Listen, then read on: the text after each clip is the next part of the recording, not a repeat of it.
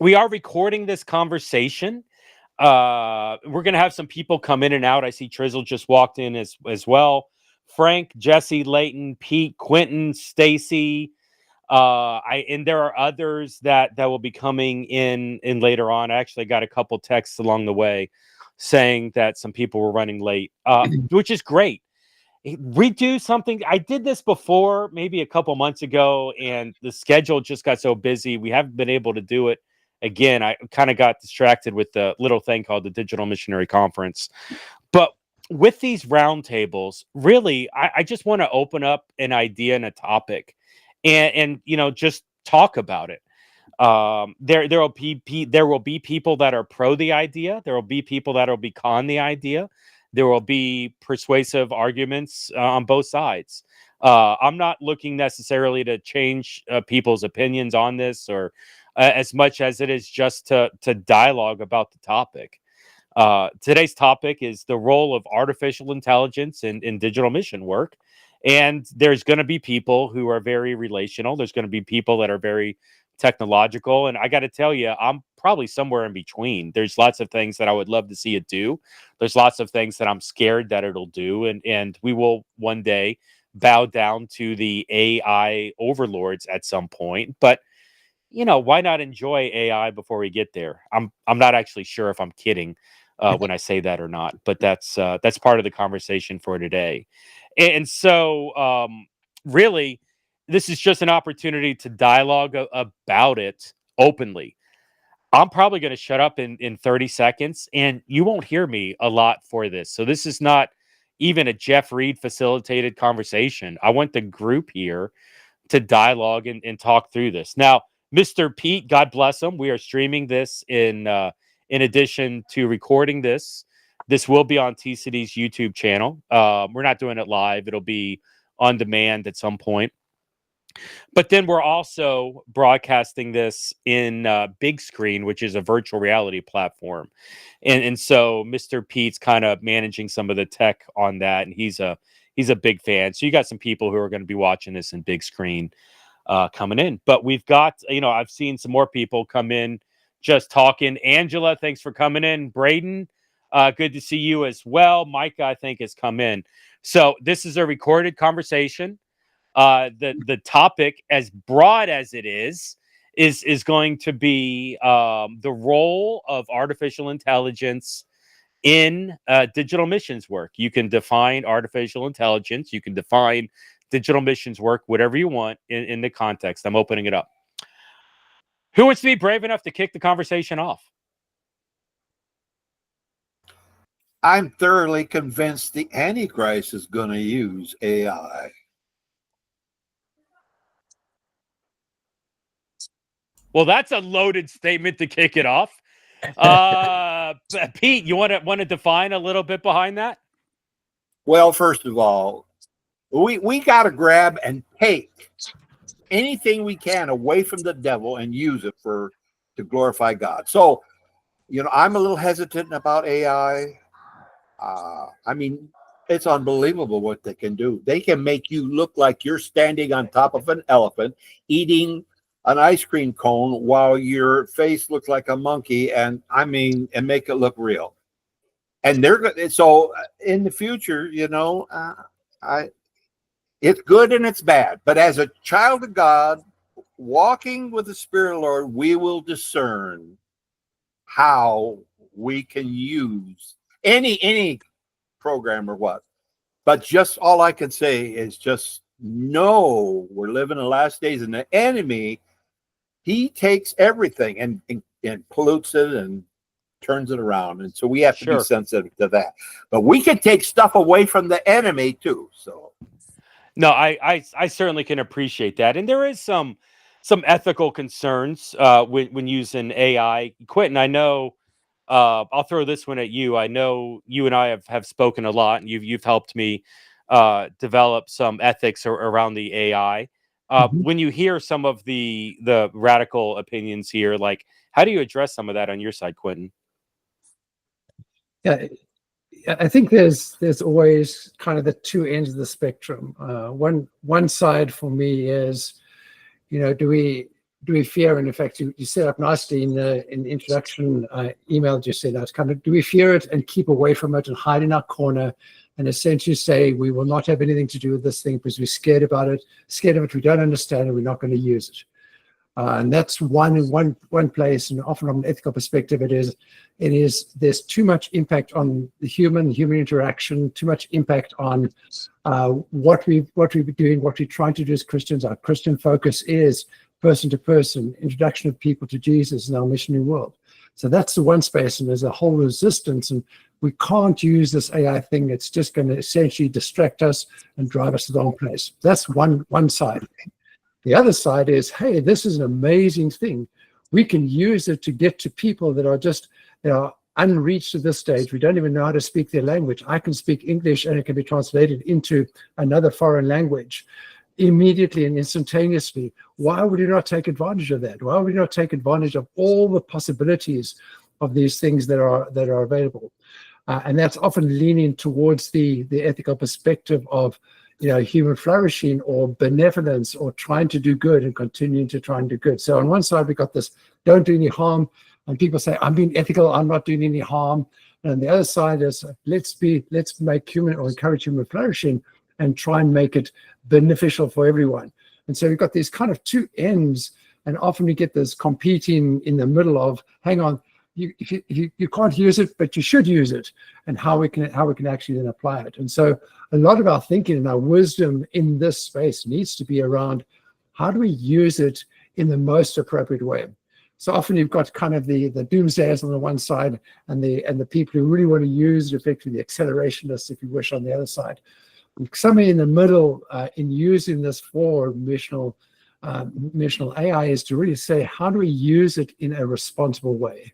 And I would actually move it further into a way, a spiritually appropriate and godly appropriate ethical way that can be used. And that to me is, use it as far, and I'm kind of leaning towards the accelerationist side, but pragmatically.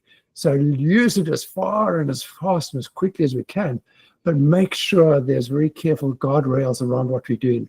And don't use it in a way that we know is going to cause issues, it's going to break something, or it's going to violate biblical standards and biblical principles.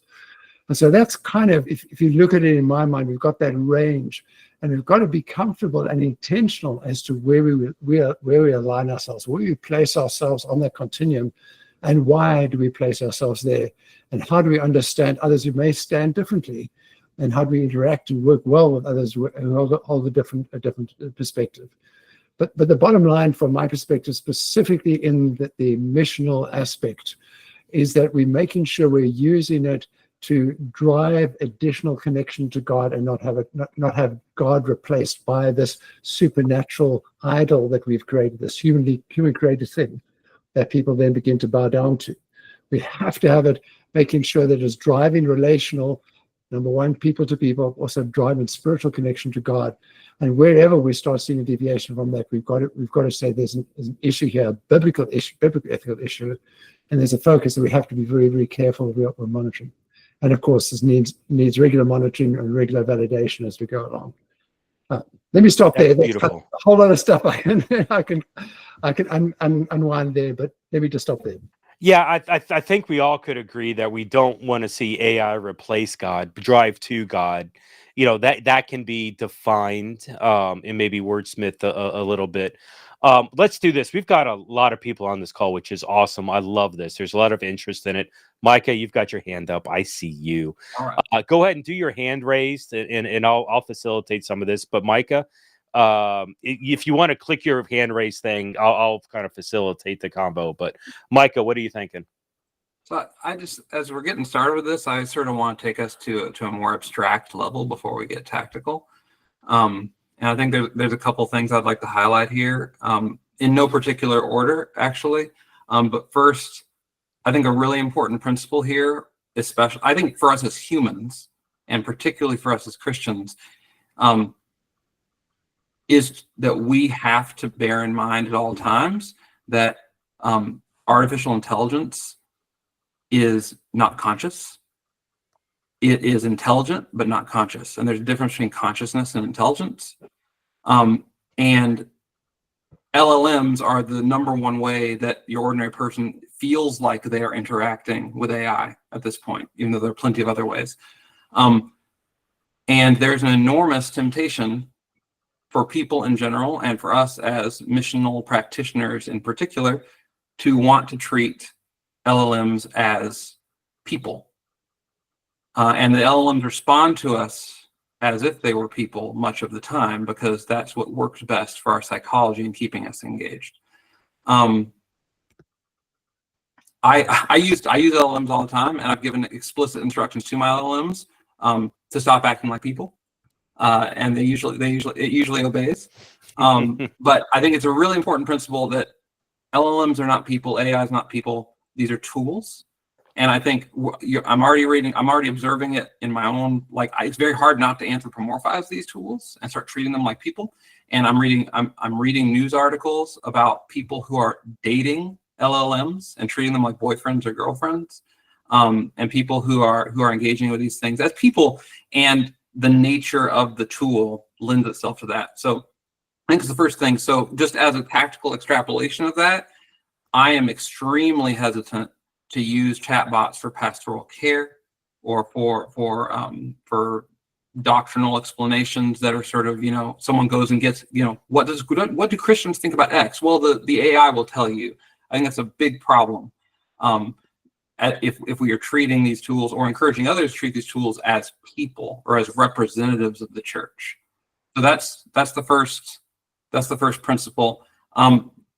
Switching gears to something also very high level, but I think really, really important.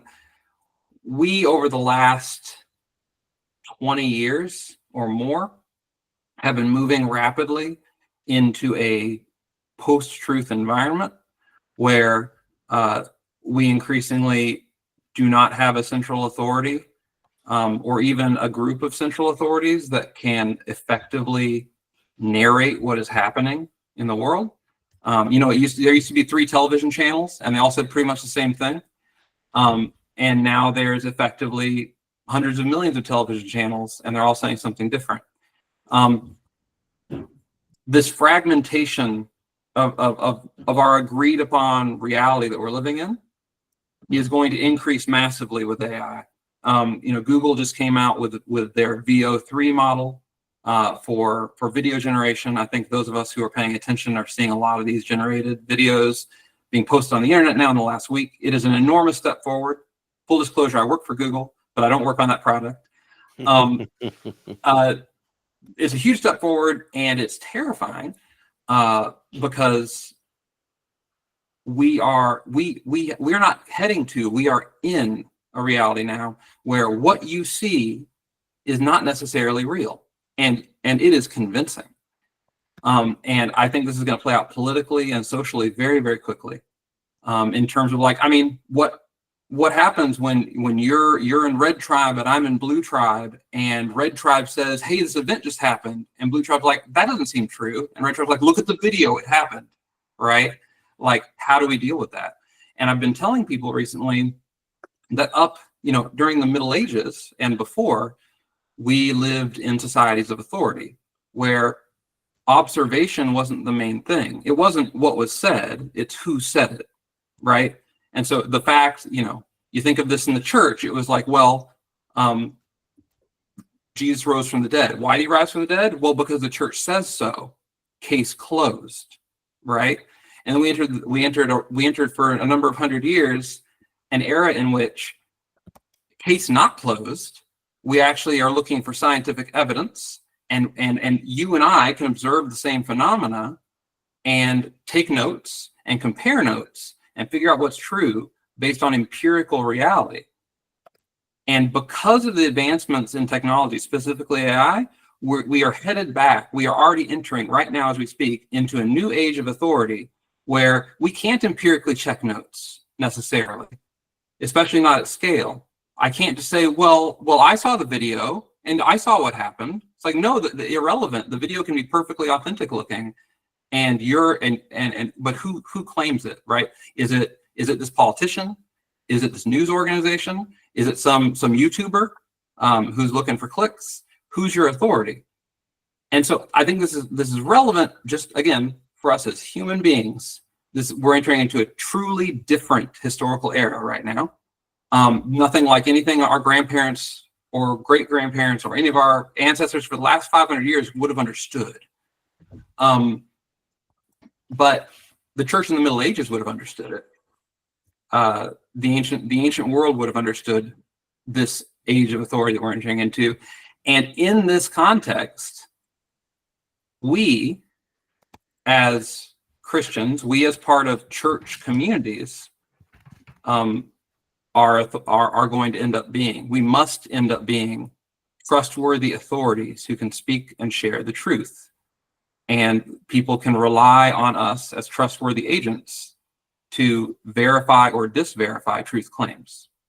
So I think I've talked enough, but I wanted to sort of ground us in some of this high level stuff, because I think there is a lot of AI hype right now, but I'm increasingly convinced that a lot of the hype is warranted, and this is an acceleration, just like the pandemic accelerated our move into digital spaces.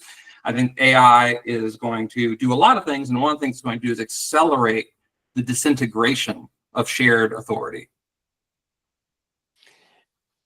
There's a lot there. Any thoughts complimenting, challenging?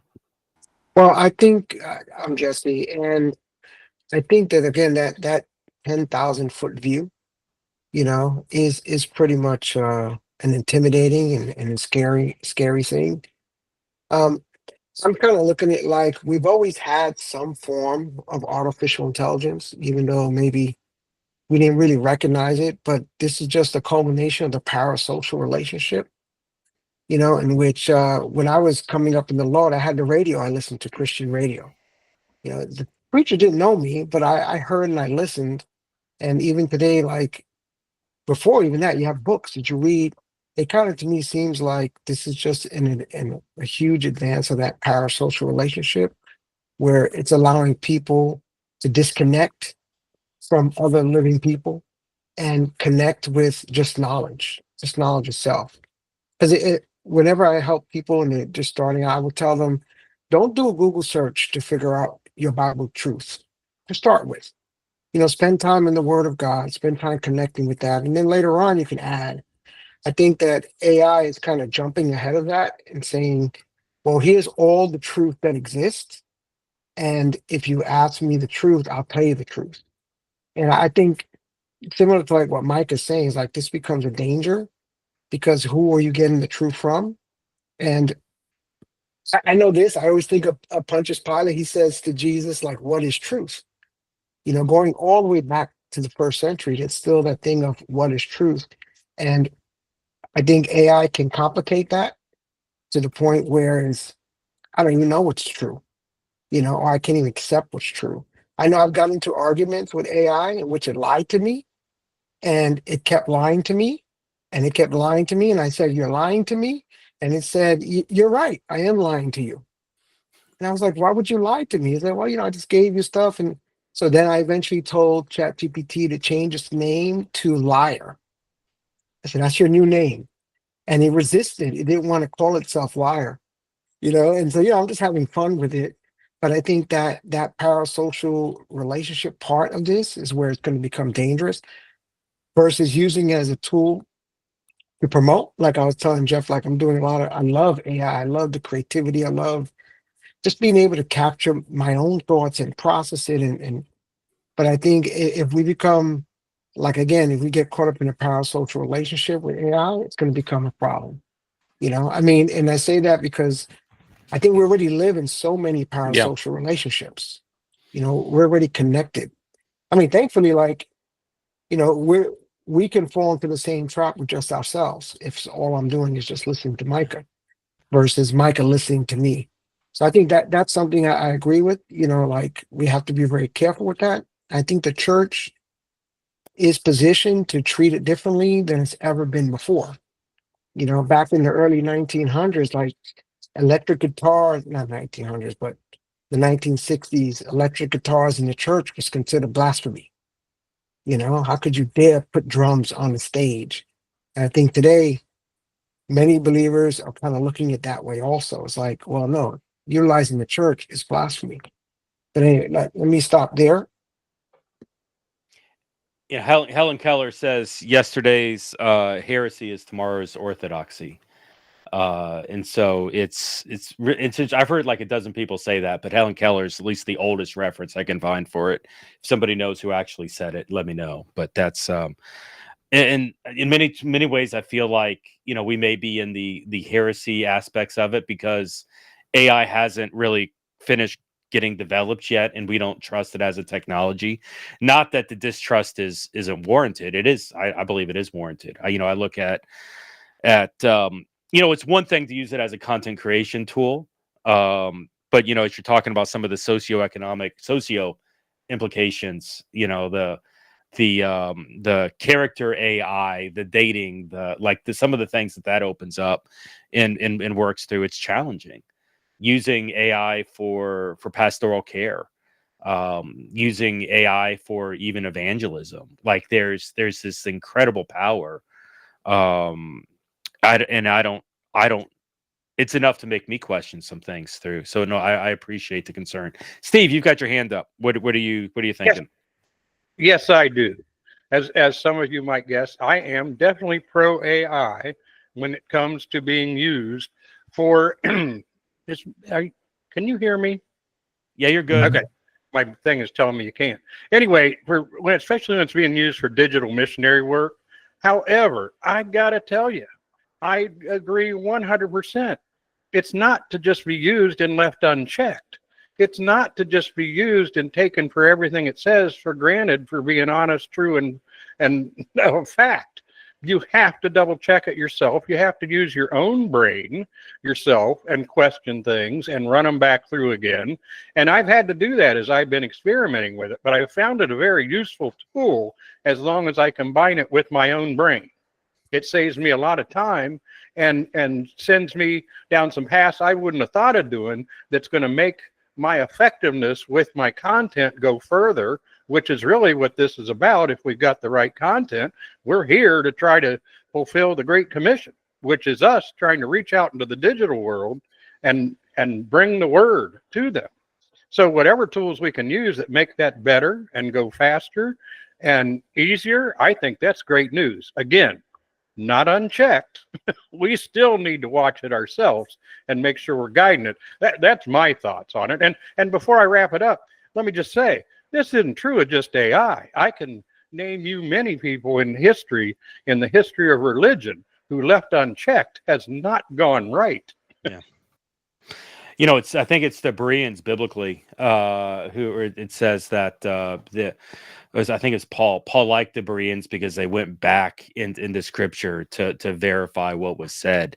And that scripture actually speaks very positive of the Berean people because they checked everything that was said by the early church according to what was found in scripture. And so ecclesiologically, yeah, there's a lot of distrust is not the right word, but kind of trust but verify through it. There is I've always used AI as like a research assistant, almost for lack of a better term. I would input what I wanted and have it formulate it. But really how I've often thought about AI, and I'm curious y'all's take on this, is more of a multiplication tool. Like, how can AI help me contextualize this to reach another audience? How can it adapt this to be more useful in a different environment, or to connect with a different people? Not that it was necessarily being I'm saying truth, being me, as much as it is helping adapt me into different environments. Like I would almost suggest that at a minimal level, Quinn, I'll get to you in a second, but like right now, Equipping Digital Missionaries, there's a group in Germany that's watching Equipping Digital Missionaries reading AI subtitles in German. I don't speak German. We're in the process of recording a German version of it, but until we can get all those resources together, AI is speaking German for me, not speaking, but creating subtitles in that context. That's an example of multiplication that I'd love to get into. But Quentin, what are you thinking? So I guess, and I recently was given the opportunity to give a presentation on I am human in an age of AI. And it just feels like a lot of the stuff we're talking about is how can we continue to ensure we are building our humanness and being everything that we're supposed to be from an imagineo, from an image of God perspective, but also take advantage of these additional tools. And so part of, I think, what we need to be doing, and you're kind of touching on where is the good part, where's the right part for us to be taking advantage of the AI capabilities and competencies and skills that over time, as it gets trained on more and more data and as it gets trained for a longer and longer period of time, there are more and more capabilities, emerging capabilities that it begins to acquire. And so part of it is how do we as humans figure out the stuff that's most important to us and then use the AI most effectively in the areas that it is most effective in. And so it's this whole balance between our humanness and our role as humans, our Genesis 1 type role that we've been given by God. And then at the same time saying, but we have this tool, this technology they're gaining really good capabilities. And so it's things like the efficiency, looking at data, being able to analyze data and see it in ways that I couldn't as a human, to the point that we get in the discovery of new proteins using AlphaFold and those types of things. And so part of the focus is to say, well, how do we as humans continue to build and enforce and build up our human capacities and capabilities, and what keeps us as uniquely human as bearers of God, and how do we take advantage of all these tools that are around us in the most effective way. And we've got to be careful. We kind of, a couple of years ago, I'd draw and say, right, creativity is clearly human. Our ability to understand emotionally, clearly human, all the separate that apart. But now the ability for the algorithms to be creative, which is kind of repeating and stretching and enhancing, is happening. The ability for algorithms to understand and recognize facial expressions and express emotions is happening. And so part of what we're seeing is, okay, so what is this core thing of the spirit inside that makes us different, that separates us out as the people that God, or the creation that God created and breathed into us and gave us his spirit? And how do we keep that as unique and as focused and build that up and strengthen that while taking advantage of all these other elements? And so the strength of our understanding of what it is to be human is important, so that we can take advantage of these other capabilities without losing our humanness and becoming concerned and frail in terms of our role as humans and essentially the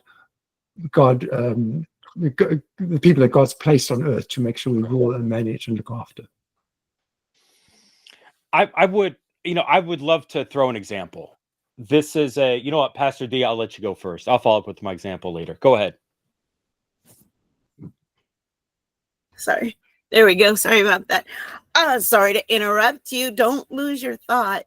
I kind of wanted to tag on to what Quentin was just speaking about, because it reminded me of, I hope you guys don't mind me reading from my screen here.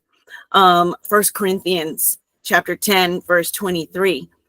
All things are lawful for me, but all things are not expedient. All things are lawful for me, but all things edify not.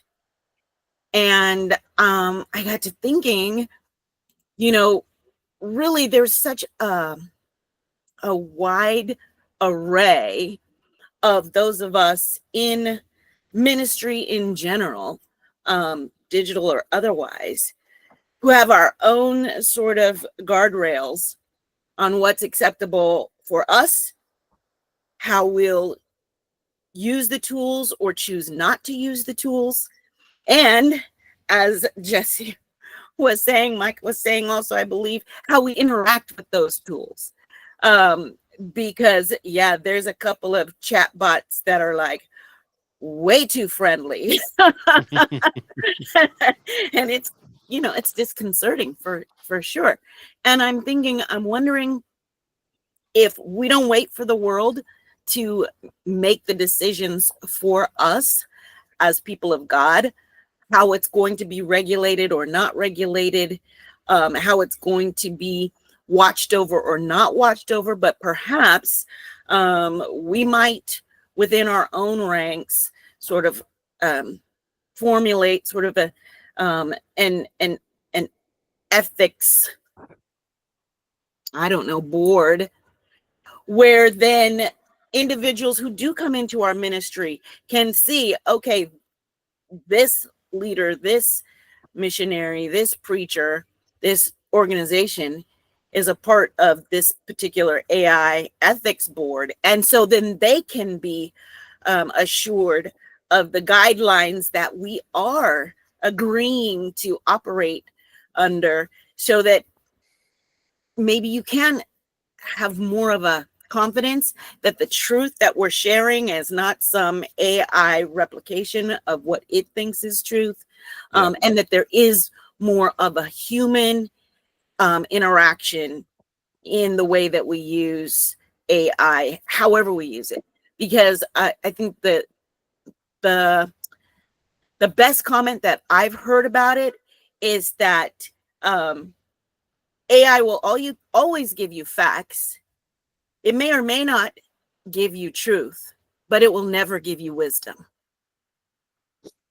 So that's my 2 cents. Go ahead, Kiwi. All right. Oh, there I am. The sun's just coming out down here in New Zealand. There you go. Yeah. I'm loving all this conversation, but I thought I just might throw out a few ways in which I used AI last year when I created the virtual lounge for the Lausanne Congress that was happening in Korea. So there's just 4 ways in which I used it. I'll go really quickly. First of all, AI language translation. So when the avatars were in this space, either with the phone or with the Google headset, English was our common language, but they could actually use the chat function in about 70 different languages, and it would be automatically translated into English. So we could all talk together in one language. That was pretty cool. And then some of the avatars, I used AI to generate them from famous missionaries. So, for example, I was William Carey one day, and then I had a friend who I asked her, "What's your favorite female missionary?" And she said, "Oh, Pandita Ramabai from India, the Pentecostal." And I said, "Okay." And a few minutes later, I looked up a photo. I used the photo to become an AI avatar, and it looked exactly like her. And I sent it back to her, and she's like, "Whoa, no way!" It was pretty cool. Like 10 minutes to go from a photo to an avatar. And then the other one was skyboxes. In a VR world, the 360-degree image that is basically your sky. I wanted one of Korea, Seoul. I wanted one right where the conference center was. So when people from the conference came into the virtual space, it would be like where you are exactly. But there was only one such image in the world, and the company that had created it wanted $700 for it, which was more than my entire budget. So we didn't go that way, but it actually is very easy to use AI to create skyboxes, just as long as you go with a more fantastical version. And then lastly, number 4, all these Brazilians, these young Brazilians, they really loved the virtual space, and they kept dancing everywhere. They even asked me for a salsa dance, but I didn't have it on tap. So I took some video inside the different spaces where they were just dancing and jumping and being silly, and I thought I might share that as a music video, because nobody wants to watch a boring old missions video, right? People talking about stuff. So, but seeing people dancing, and so I used AI, a website called Suno, SUNO.com, to create a K-pop version, because it was Korean, a K-pop version of the song Pass It On, which was from the 1970s from Evie Tornquist. A really cheesy campfire song, but actually got to turn it into a really cool K-pop song. And that was the music. And why that's important is because when I put the video on YouTube, I have all the rights to that music. I completely own it, so I can't get in trouble with copyright. So, and just really quickly, 2 things I really wanted to do with AI, but it wasn't up to the task at this point. Number one was I wanted to create some spaces just using AI, just typing in some commands like, give me this space, like we do with photos and videos Yeah. these days. It hasn't happened yet, but it will happen in the near future. The other one was I really wanted a bot, an AI generated NPC, non-player character bot, to walk around and just answer questions and help newbies. And just, I actually have a similar bot on another platform with Suddenly Seminary, and you can say, give me a coffee or a tea, and he'll run off and put a coffee in your hand and you can drink it. But he's not AI yet. But it would have been nice to have an AI generated bot just to take care of helping people walk and talk and get around. Anyway, there's a few thoughts. I mean, that's a great example of utilizing AI to complement what you're already doing. You already had the mission in place. By the way, AI to develop virtual worlds. I've worked on some projects, not allowed to talk about it, but if it hasn't rolled out publicly yet, it will very soon. And actually, I did see some AI virtual bots with another platform as well. And so, like, that's the metaverse aspects of this is really intriguing. And how much do you trust the bots? What are we comfortable with and not comfortable with? I mean, that you do kind of get back into some of those conversations, even at a secondarily level. But let's do this for an exercise. I just would love to maybe shape the conversation around this, because this conversation is grounded in truth, artificial intelligence, Bible translation. As of right now, one of the most controversial areas of using artificial intelligence is Bible translation. The Bible is not translated in every language known to man. As a matter of fact, a large number of translations of small people groups and islands and areas do not have the Bible in their own language. And the AI friendly people would like to use artificial intelligence to translate the Bible into the heart language of these remote people groups, so everyone has a translation of the Bible quickly. The purists that do not want to use artificial intelligence would argue that they do not trust artificial intelligence to translate the word of God. And they would also argue into this conversation that translating scripture is actually the best way to start to plant churches in those far off lands, in those remote people group areas. And so doing it remotely, doing it manually, as opposed to artificial intelligence, it allows you to build relationships with people. You can bring them to Christ. And then at that point, you can start a church in that space through the process of the translation. But unfortunately, it takes years. I don't know the number, but a big number of years to translate accurately a scripture, whereas artificial intelligence would do it in a matter of days or weeks at a much quicker level. Are we in Trizzle? I would love for you to speak to it if you're up for this example. If not, yield. Are you? Yeah, you're up for that example. Okay, Trizzle, I'll let you go first. What are we thinking about this? Go ahead, Trizzle.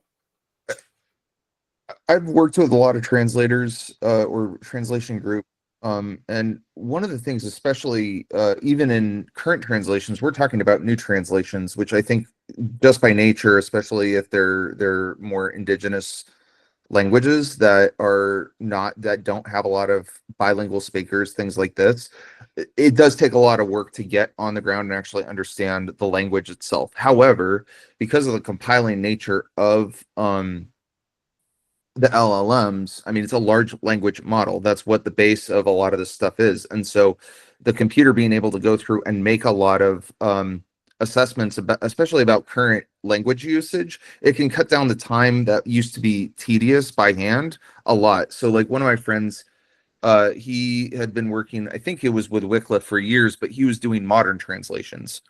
So what he would be doing is he would be matching and figuring out how the language had changed over time through articles, through all the written text that had come out, to try and more faithfully translate a newer translation in modern language for a more modern time. And so I think for aspects of that, there's a lot of, I think we're looking at this, and Jurassic Park talked about this a lot with when they first digitized visual effects. But the whole thing was when Phil Tippett from ILM first saw the first digital test of the T-Rex out in sunlight and stuff. He Steven Spielberg supposedly looked over at him and he's like, well, what do you think? And he goes, I think I'm extinct.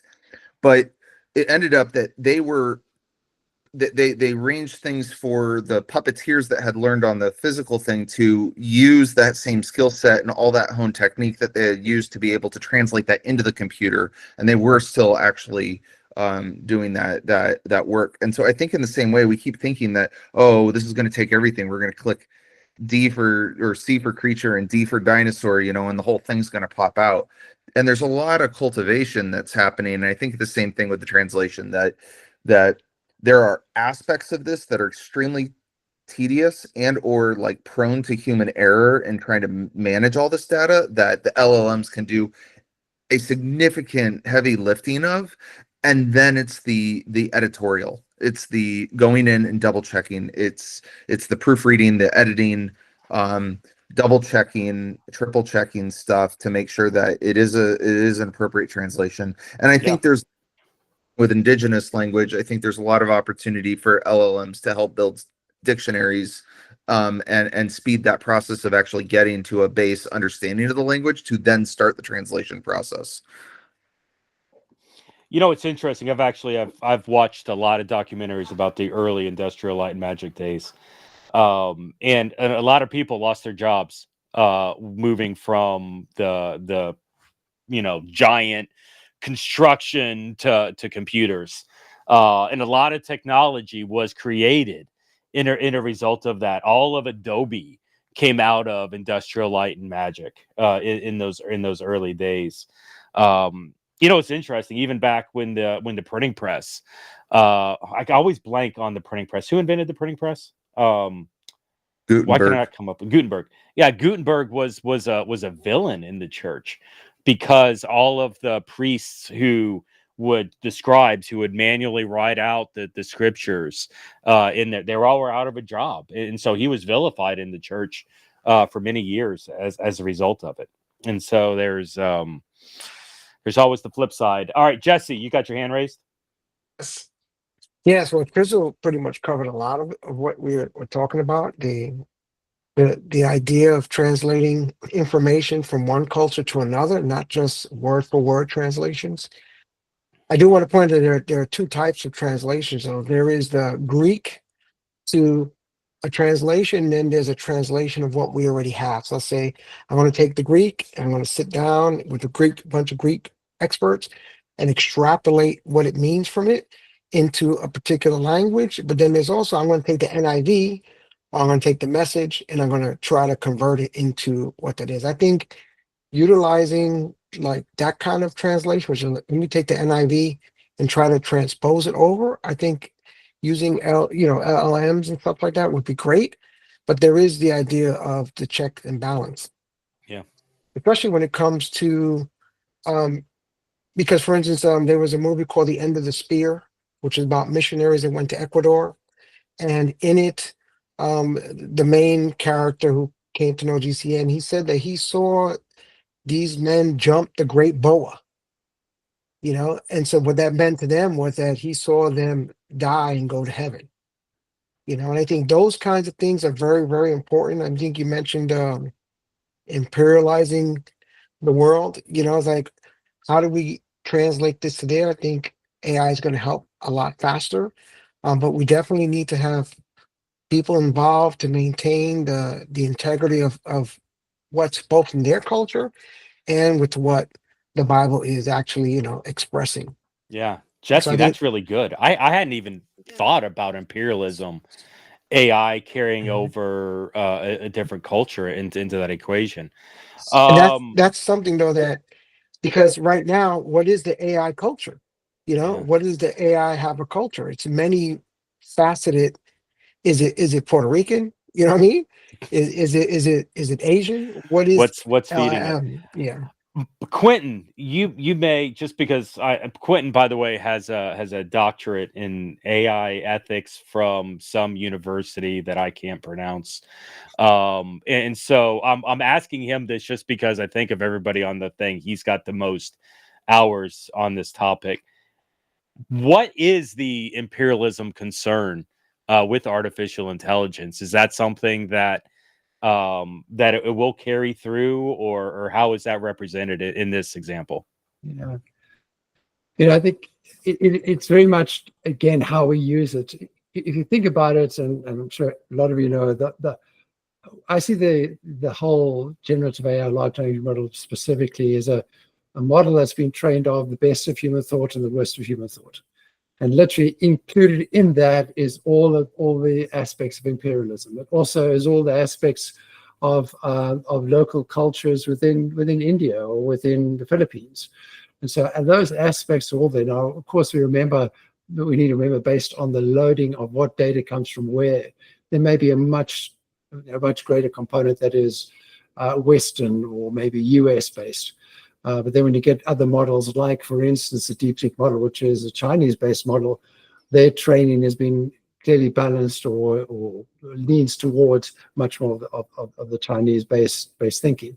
And then in the next step, of course, you go through the whole reinforcement learning and fine-tuning process where you could put guardrails. So if you wish, you've got your LLM, which has got all this information, and then you make it polite by putting guardrails around it, which is done through human reinforced learning. And that human reinforced learning process is essentially the AI will give answers, and humans will just literally go in and say, that's a better answer, that's a worse answer, and so essentially load it up.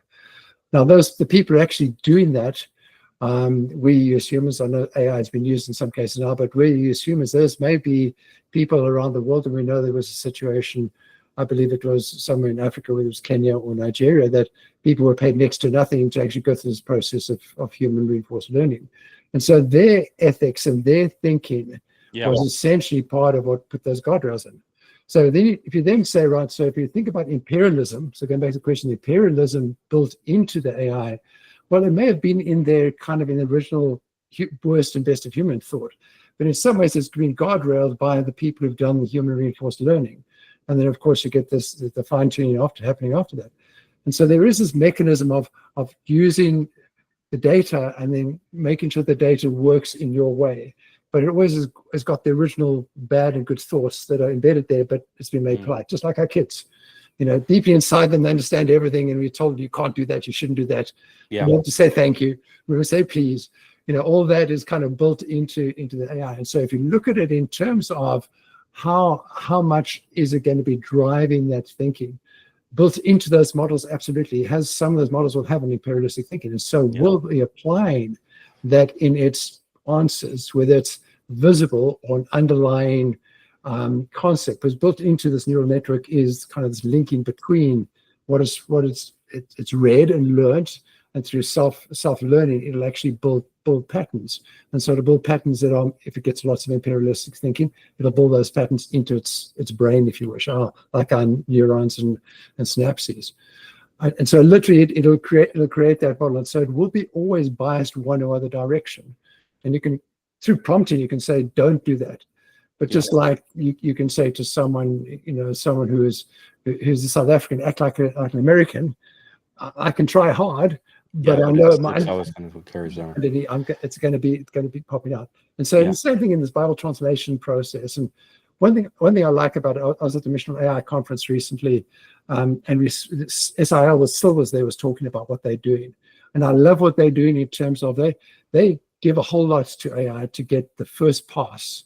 And then they use what they call, I think it's paratext notes, which basically says, let's bring it into the right appropriate process. And so they do it in the paratext way, and then they give it to locals and say, right, we've done our best at getting this into something that would work in your language.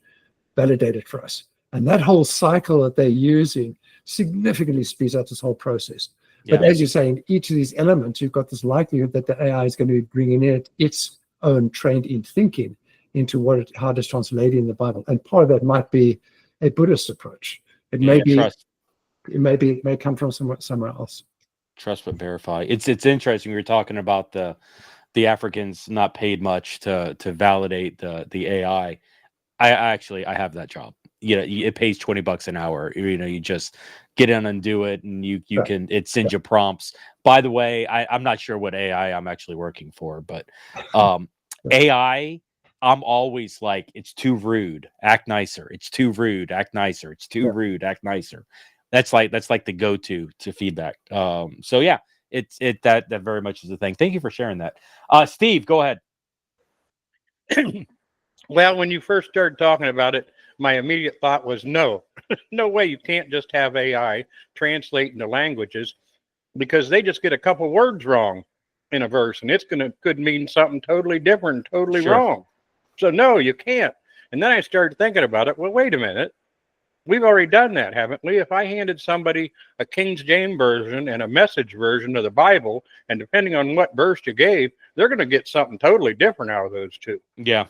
So And it's interesting, even like I think Jesse was talking about like the word for word versus the thought for thought. You know, like I think I'm going back to my Christian bookstore days, but like the NASB is an example of like a word for word translation. King James, no, King James was more middle, but like a thought for thought, where every word in Greek and Hebrew was translated in like NASB. And then thought for thought is more like the Message, where it'll take a paragraph and will just translate so that paragraph basically gets converted over. And then there's all sorts of different temperatures in between. That's more word for word or more thought for thought. And so you're right. A lot of this already has been assumed I guess, a little bit or done. yeah, I guess my ending thought on it was, yes, use AI, but back it up with human checking the best you Yeah. can. Trust but So verify. maybe it's some spot check. Yeah, absolutely. Who's next? Micah.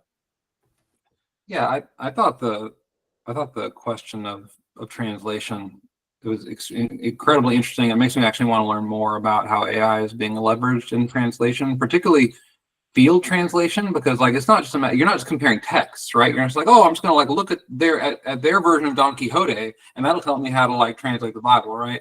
Like it's all verbal, presumably. So that's just super interesting.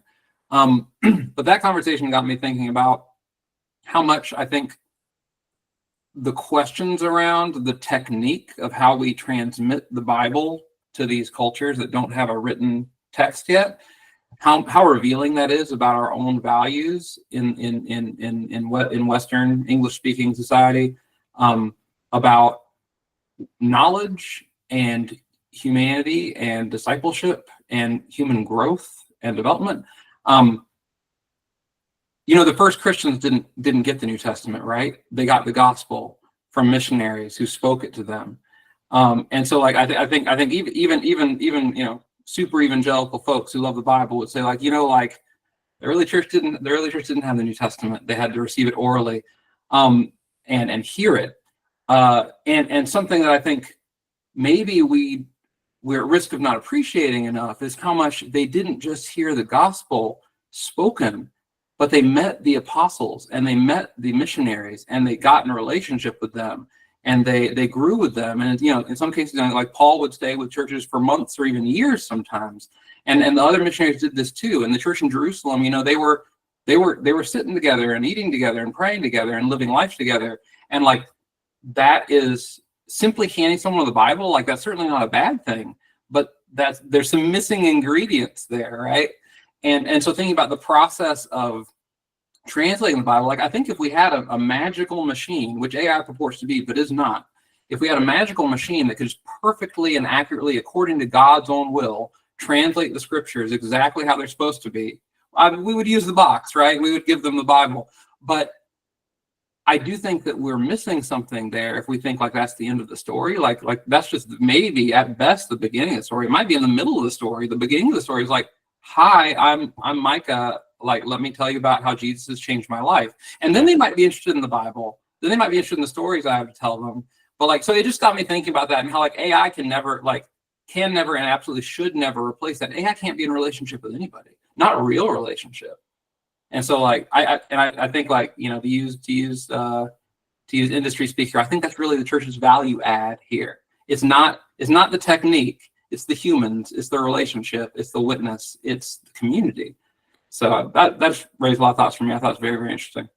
No, that's good. Reinforcing the human aspect, very incarnational from the digital micro church guys. So, what well earned with that title there.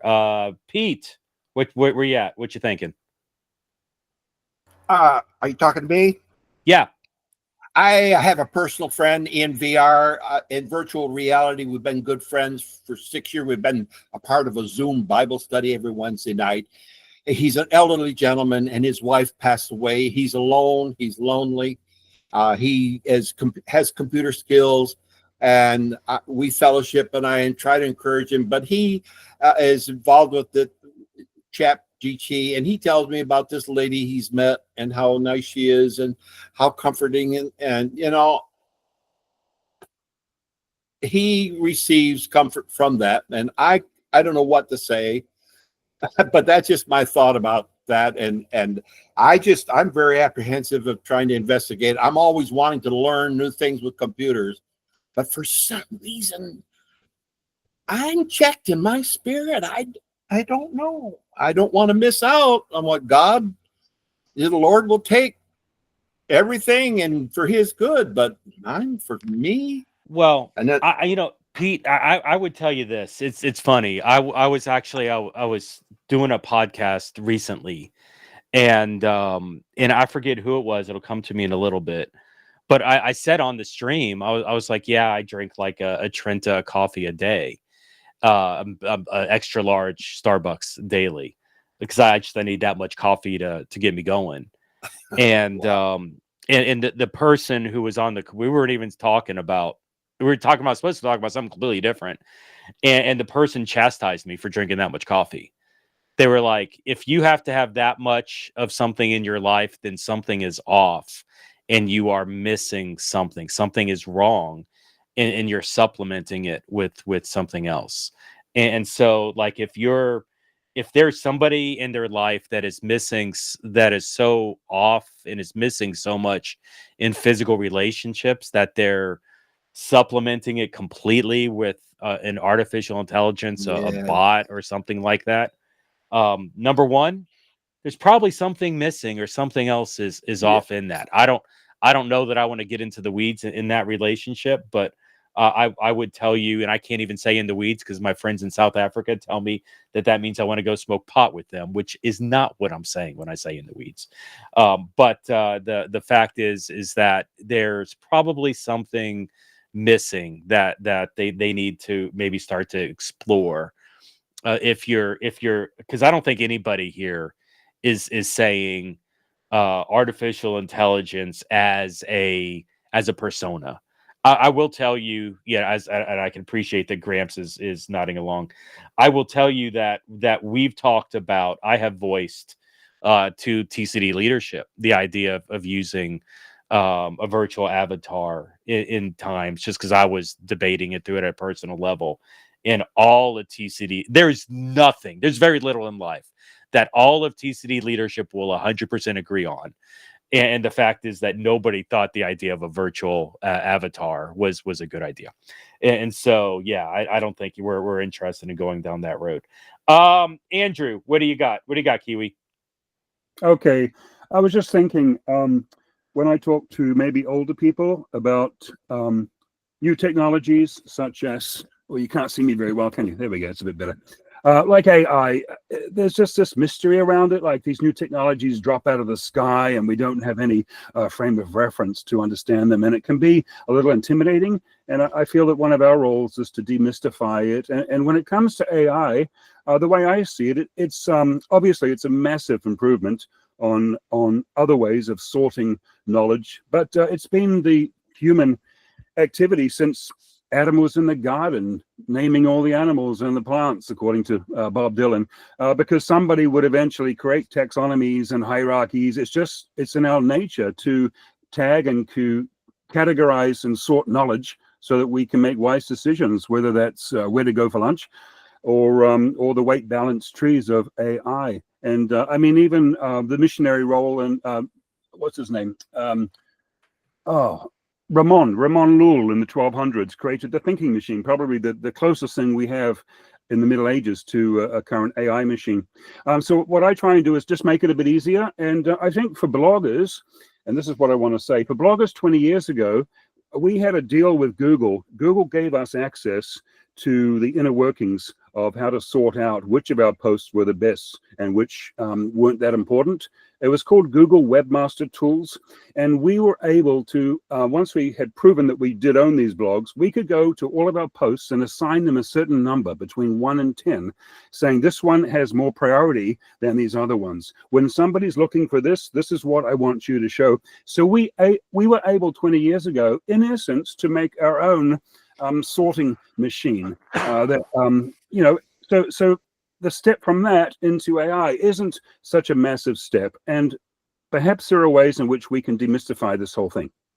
Thank you for listening. Yeah, it'd be interesting if AI would let us sort it, or at what point that we would want that. It's funny, I switched ChatGPT is now my search engine. And I will say I love ChatGPT so much better than I've ever loved searching with Google, because ChatGPT tells me exactly. And I'm sorry, Kiwi, as I'm saying this, but you're making me wrestle with something. But I love ChatGPT because ChatGPT gives me exactly what I want. I don't always know that it's true, but it gives me what I want.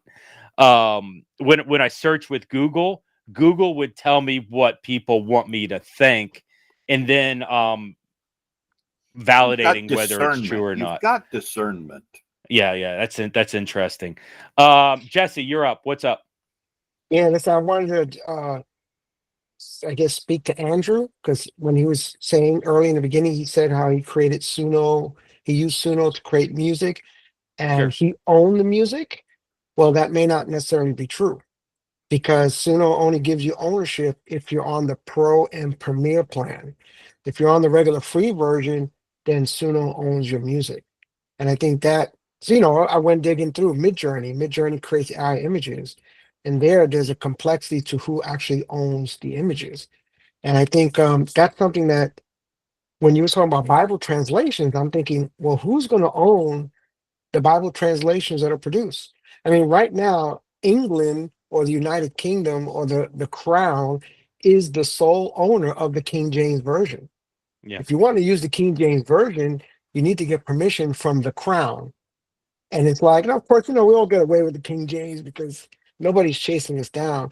But all these different translations require a copyright notice when you use them in a book. If you're using up to X amount of verses or up to, how is the AI tool now? Who's going to own that kind of Bible translation, and who gets to control when that Bible translation is put out? So I just wanted to let him know to check the terms and conditions to make sure, or terms of service, to make sure that you do own it, because after a while, it's really whatever these companies say it is what it is. Yeah. And so ChatGPT kind of says, yeah, whatever you make, it's kind of like yours, but is it really mine?